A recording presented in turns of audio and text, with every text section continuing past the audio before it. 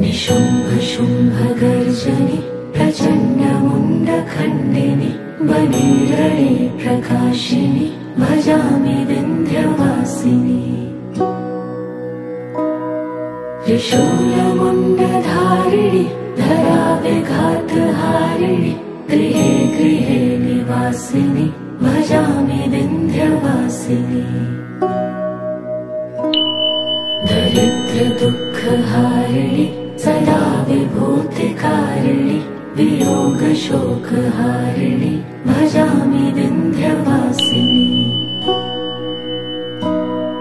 लसत्सुलोललोचनं लतासनं वरप्रदं कपालशूलधारिणि भजामि विन्ध्यवासिनि।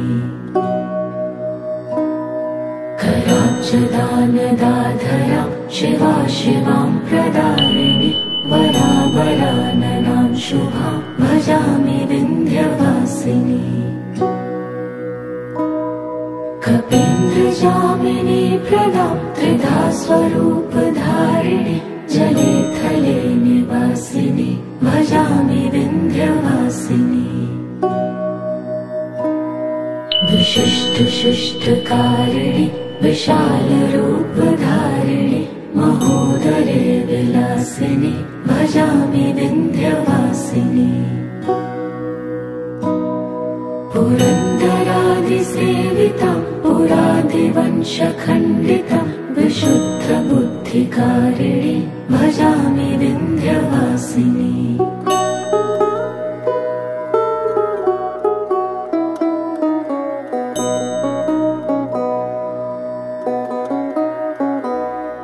निशुम्भ शुम्भ गर्जनि प्रचण्ड मुण्डखण्डिनि वनेरणे प्रकाशिनि भजामि विन्ध्यवासिनि। त्रिशूलमुण्डधारिणि धराविघातहारिणि गृहे गृहे निवासिनि भजामि विन्ध्यवासिनि।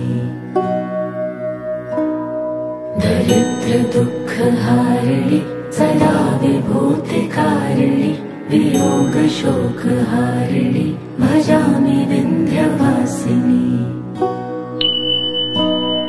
लसत्सुलोललोचनं लतासनं वरप्रदं कपालशूलधारिणि भजामि विन्ध्यवासिनि। कराब्जदानदाधरां शिवा शिवां प्रदायिनि वरावराननां शुभां भजामि विन्ध्यवासिनि।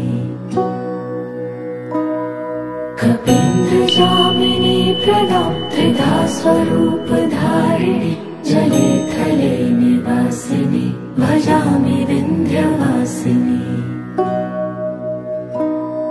विशिष्टशिष्टकारिणि विशालरूपधारिणि महोदरे विलासिनि भजामि विन्ध्यवासिनि।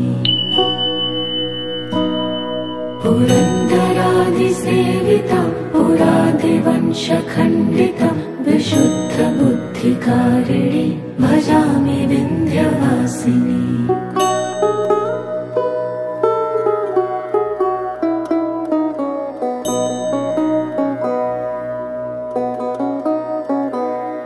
निशुम्भ शुम्भ गर्जनि प्रचण्ड मुण्डखण्डिनि वनेरणे प्रकाशिनि भजामि